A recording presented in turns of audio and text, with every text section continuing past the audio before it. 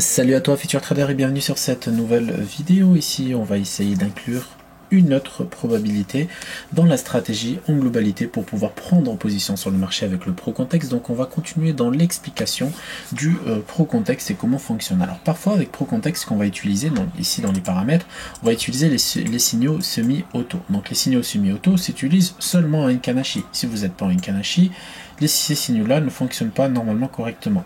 Donc pour pouvoir utiliser ces signaux-là, il faut bien sûr être en time frame inférieur, donc par exemple en 3 minutes ou en 1 minute. Ici par exemple aujourd'hui on avait une petite position sur le daily high ici, mais on n'est pas venu chercher le daily high comme on voulait, on n'est pas repassé sur le PP weekly comme on voulait, etc.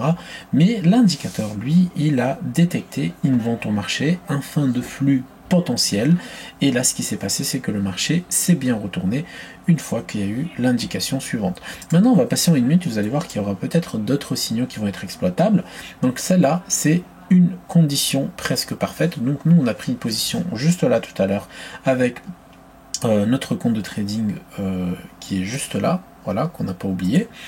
Et on avait pris position mais sans regarder le signal qui a été donné par l'indicateur, car malheureusement en fait ce que moi je vous apprends, je le sais par avance que là il y aurait peut-être une indication pour acheter ou vendre. Alors nous ce qu'on va rechercher quand on va utiliser cet indicateur là, on va rechercher ce genre de flux en déséquilibre. Quand on a ce genre de flux en déséquilibre, potentiellement derrière on pourra avoir un double bottom ou une petite accumulation avec le signal pour pouvoir rentrer en position. Donc n'oubliez pas que ce signal là il est super important s'il se retrouve sur des zones clés. Par exemple ici on est en bas du contexte, en plus de ça on est en bas d'un level symbolique et en plus de ça on est sur une mid S2, S3 mensuelle, et là on a un signal qui est assez puissant parce que on a la fin de la cyclicité, la divergence, etc., qui a été effacée automatiquement par l'indicateur parce que dans les précédentes vidéos vous voyez bien qu'ici il y avait le divergence qui était dessinée. C'est normal, on peut pas garder tout l'historique de l'indicateur, je trouve ça complètement brouillon, donc on fait au mieux pour avoir des indicateurs toujours propres et clairs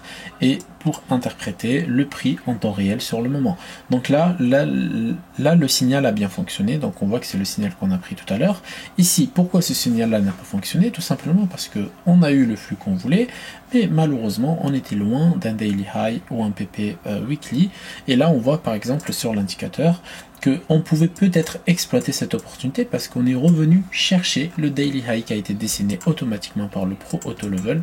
N'oubliez pas qu'il y a 0% d'analyse technique, c'est que de l'analyse algorithmique et tout est fait par avance, et tout a été codé par avance par Rettison. Donc Rettison c'est le développeur et celui qui a amélioré les indicateurs de Lebon Trader, et moi-même donc j'ai commencé avec le Pro Context il y a quelques années en arrière déjà, mais Rettison est venu compléter avec son expérience en algorithmie pour avoir des indicateurs beaucoup plus efficaces. Donc le but vraiment avec Rettison, on s'est dit on ne veut plus perdre du temps devant les graphiques, on veut quelque chose qui fonctionne, qui est comme si on analysait le marché, parce que tous ces levels là que vous voyez on peut tous les tracer à la main. Alors à part le Pro Context qui est une formule assez spéciale, à part aussi la cyclicité, etc., qui viennent aussi conforter notre analyse technique, mais en tout cas on a tout fait pour essayer d'analyser en full auto et au maximum. En tout cas on remercie encore une fois Rettison de son implication, parce que grâce à lui on a énormément d'améliorations et on aura encore, parce que comme on voit pour le Pro TDI et le Pro Auto Level, il y a d'autres versions qui sont à venir et qu'on est en train déjà de travailler dessus. Mais en tout cas, ce signal-là, c'est toujours à prendre en compte avec des confirmations supplémentaires. Et généralement, ces signaux-là, quand vous allez avoir, c'est qu'il faudra vérifier si le marché il est déséquilibré.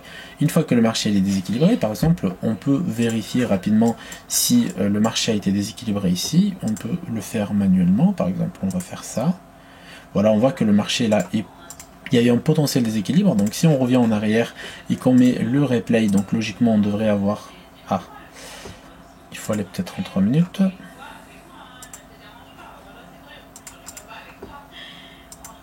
Alors, c'est pas possible de revenir en arrière parce qu'on est en chandelier comme ça, mais là on peut. Voilà. Voilà, par exemple ici, normalement on avait un petit déséquilibre au marché qui s'est effectué, peut-être en M1 plutôt.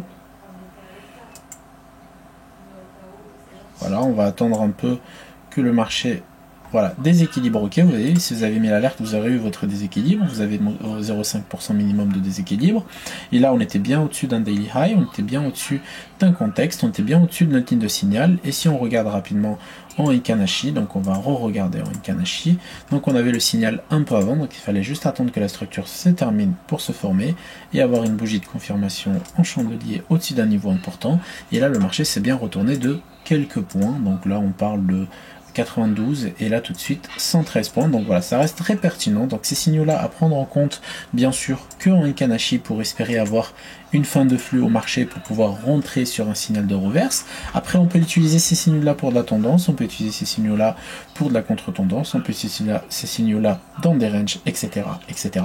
Mais en tout cas ces signaux ils sont très puissants, mais à utiliser avec modération et sur des niveaux super importants et en complément de la stratégie. Si vous sautez des étapes de la stratégie, malheureusement vous n'allez jamais réussir. Peu importe la stratégie que vous allez suivre, si vous sautez des étapes, ça ne marchera pas pour vous malheureusement. Donc voilà, j'espère que cette vidéo vous a plu. En tout cas c'était pour parler du signal de trading qui était généré automatiquement par le pro contexte et qui est aussi possible de programmer, c'est le alerte semi-auto en alerte ici sur TradingView que vous pouvez créer, et à chaque fois que vous allez avoir cette confirmation de signal, vous allez venir et étudier le reste de la stratégie pour voir si vous êtes sur un niveau symbolique, si vous êtes sur un pot pivot, si vous êtes sur un contexte, si vous êtes au-dessus de la ligne, si vous êtes déséquilibré, si vous êtes sur un contexte intéressant en 15 minutes, etc. etc.